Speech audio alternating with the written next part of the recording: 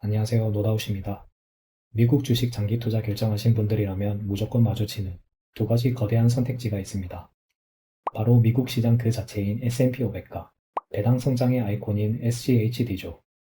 워낙 유명하고 좋은 ETF들이지만 이 상품들은 투자 DNA부터가 완전히 다릅니다. 그래서 선택을 잘못하게 되면 상승장에 나만 소외될 수 있고 반대로 하락장에 계좌가 마이너스 찍히는 걸 버티지 못해 투자를 포기하게 될 수도 있지요. 오늘 딱 5분 만에 이 두 상품의 본질을 비교해드리고 여러분의 투자 성향과 목적에는 어떤 게 정답인지 확실하게 정리해드리겠습니다. 먼저 자산을 빠르게 키워주는 성장의 왕 S&P 500입니다. 물론 더 화끈한 수익률의 나스닥도 있지만 오늘은 대중적이고 안정적인 성장의 정석 S&P 500으로 비교해 보도록 하겠습니다. S&P 500 지수 추종 ETF로는 VOO나 SPY가 대표적인데 미국을 이끄는 우량 대기업 500개의 통째로 투자하는 상품입니다. 핵심 특징은 엔비디아, 애플, 구글, 아마존 같은 글로벌 빅테크 성장주 비중이 30%가 넘는다는 점입니다. 장점은 명확합니다. 이 혁신 기업들은 번 돈을 배당으로 주기보다는 미래 기술이나 AI 같은 곳에 미친 듯이 재투자하기 때문에 주가가 올라가는 탄력이 좋습니다. 자산의 덩치 자체를 키우는 속도는 타의 추종을 불허하죠. 하지만 단점도 있습니다. 배당 수익률이 연 1.3% 수준으로 낮은 편이고 기술주가 흔들리는 하락장이 찾아오면 계좌가 생각보다 꽤 무섭게 녹아내려서 멘탈을 유지하기가 쉽지 않습니다.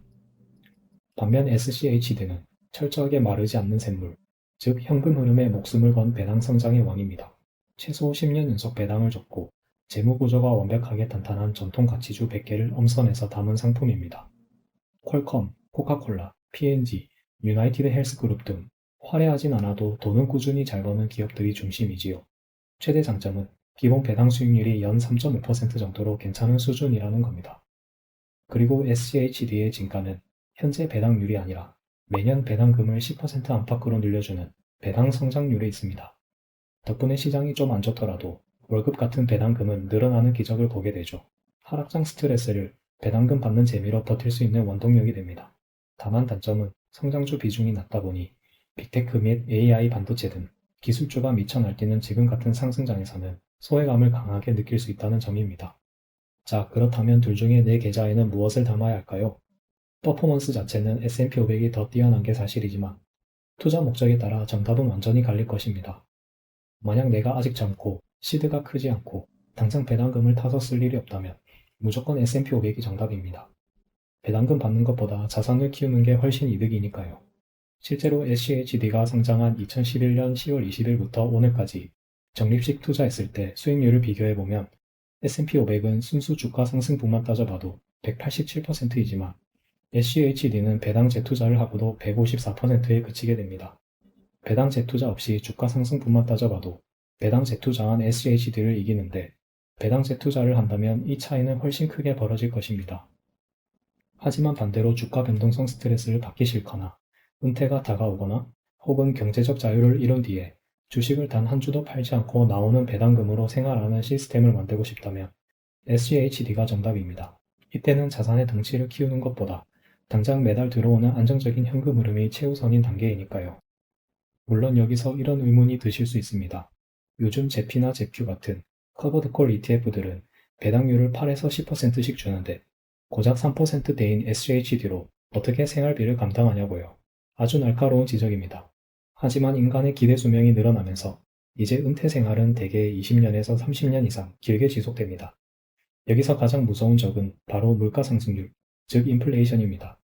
당장 배당을 많이 주는 고배당 상품들은 시간이 지나도 배당금이 늘지 않거나 오히려 줄어들 위험이 있지만 SCHD는 배당 성장률도 챙겨가기 때문에 장기적으로 인플레이션을 방어해줍니다. 당장은 조금 아쉬워 보여도 시간이 갈수록 진가를 발휘하는 은퇴자들의 든든한 방패가 되는 셈이죠. 결국 이 두 상품의 장단점이 뚜렷하다 보니 요즘은 두 마리 토끼를 다 잡기 위해 둘을 섞는 전략을 많이 쓰시는 것 같습니다. 상승장에서는 S&P 500이 내 자산을 캐리하고 하락장에서는 SCHD의 방어력과 배당금으로 주식을 싸게 받아먹는 상호보완 환경을 만드는 것이죠. 장기 투자에서 가장 중요한 건 남들의 수익률 자랑에 흔들리지 않고 내 목표에 맞춰 지치지 않고 수량을 모아가는 것입니다. 여러분은 자산 성장을 원하시나요? 아니면 안정적인 현금 흐름을 원하시나요? 댓글로 의견을 남겨주세요. 아, 그리고 아마 여기까지 보신 분들 중에 정말 영리하신 분들은 이런 생각이 드셨을 겁니다.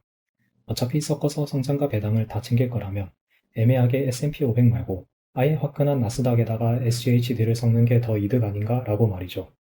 정확히 날카로운 지적입니다.